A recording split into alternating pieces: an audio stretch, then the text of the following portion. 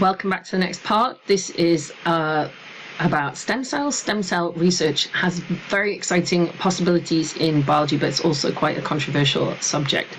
Reason being, it talks about embryos, embryonic stem cells. So embryonic stem cells can turn into any type of cell. That's why they're so exciting. Differentiation is the process by which all cells change to become specialized cells. Undifferentiated cells are called stem cells, and they can divide to produce lots more undifferentiated cells. They can differentiate into different types of cells depending on what instructions they're given. Stem cells are found in early human embryos, and they're exciting to doctors and medical researchers because they have the potential to become any kind of cell. This makes sense if you think about it, because all of the different types of cell found in a human being have to come from those first few cells in the early embryo. Adults also have stem cells, but they're only found in certain places, like the bone marrow. Unlike embryonic stem cells, they can't turn into any type of cell at all, only certain ones like blood cells. Stem cells from embryos and bone marrow can be grown in a lab to produce clones, which are genetically identical cells, and made to differentiate into specialized cells to use in medicine and research. The stem cells may be able to cure many diseases. Medicine already uses adult stem cells to cure diseases. For example, stem cells transferred from the bone marrow of a healthy person can replace faulty blood cells in the patient who receives them. Embryonic stem cells could also be used to replace faulty cells in sick people.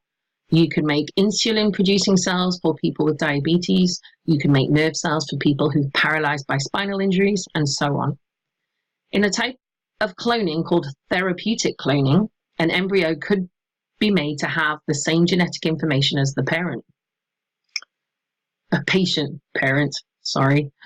This means that the stem cells produced from it would also contain the same genes, and then they wouldn't be rejected by the patient's body if they were used to replace the faulty cells. However, there are risks involved in using stem cells in medicine. For example, stem cells grown in the lab may become contaminated with a virus, and that could be passed on to the patient. We take a quick look at this diagram. This is a sperm and the egg forming a fertilized egg, and this is here the embryo that we're talking about. So we're looking for these inner cells here, which are the stem cells, and you can take those out, and then you can give them instructions to become any type of cell in the body. That's why they're so important. If we were looking at therapeutic cloning instead of this stage, we would take a skin cell and we would take out the nucleus, and we would use that then, or we would use that nucleus to then stimulate this stage where the cell division happens. And that would then grow into this where we could take those cells, but these cells would be identical, genetically identical to the patient. And that is why it's so significant. There are many arguments for and against stem cell research. Some people are against it because they feel that the human embryo shouldn't be used, since each one is a potential human life. Others think that curing existing patients who are suffering is more important than the rights of the embryo. One fairly convincing argument in favor of this point of view is that the embryos used in the research are usually unwanted embryos. They come from fertility clinics where, if they weren't used for research, they would just be thrown away, destroyed. But of course, campaigners for the rights of embryos want this banned too. These campaigners feel that scientists should concentrate more on finding and developing other sources of stem cells, so people could be helped without having to use embryos. In some countries, stem cell research is banned completely. It is allowed in the UK as long as they follow strict guidelines. Stem cells can also be used to produce identical plants. In plants, stem cells are found in the meristems. The meristems are the parts where the growth occurs in a plant. So these are the tips of the shoots, the tips of the roots, and there is also some around the outside of the stem there, which allows growth as well. Throughout the plant's entire life, cells in the meristem tissue can differentiate into any type of plant cell. These stem cells can be used to produce clones of whole plants quickly and cheaply.